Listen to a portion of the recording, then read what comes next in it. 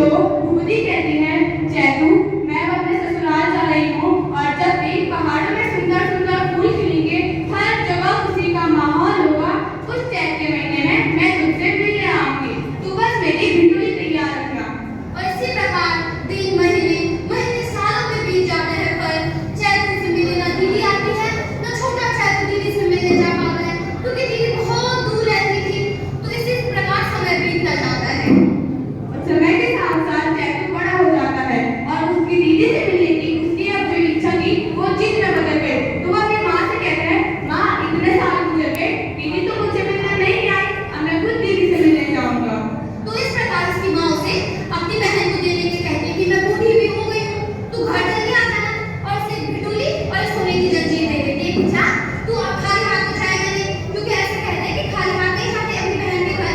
तो उसकी दीदी के पास वो जंजीर दे देता है दीदी के, और भिटूली दे देता है। और इस प्रकार जो चैत है वो दूर गदरे धारे पार कर करके अपनी दीदी के यहाँ पहुंच जाता है। सूर्यास्त के बाद जब चैतू भूमि के ससुराल पहुंचता है तो वो देखते हैं कि भूमि तो सोई हुई है और वो भूमि को जगा नहीं पाते हैं, क्योंकि ऐसा माना जाता था कि पुराने जमाने में किसी को नींद से जगवाना पाप माना जाता था। तो वो धर्म संकट में पड़ जाता है कि मैं तो किसी को जगा भी नहीं सकता, और माँ ने मुझसे बोला था कि जल्दी वापस आ जाना।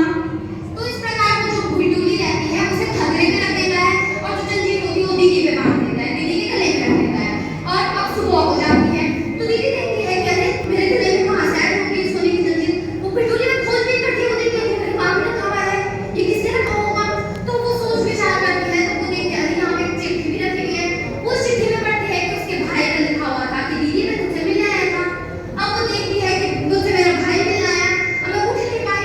तो बहुत रोती है, वो बोलती है कि मैं रात भर सोती रही, मैं कैसी पापी हूँ, काश मैं उठ जाती, मेरा भाई मुझसे मिलने के पहाड़ पार करके आया, और मैं सोती रही। तो धर्म संकट उस पे बहुत बीतती है कि काश मैं उठ जाती। और इस प्रकार तो जब भूमि की नींद खुलती है तो वो देखती है कि मेरा भाई तो मुझसे मिलने आया था और मैं सोती रही। उसको बहुत ज्यादा दुख होता है और वो बार बार यही कहती रहती है, मैं भूमि मैं भूखूं मैं सूती, अर्थात मेरा भाई भूखा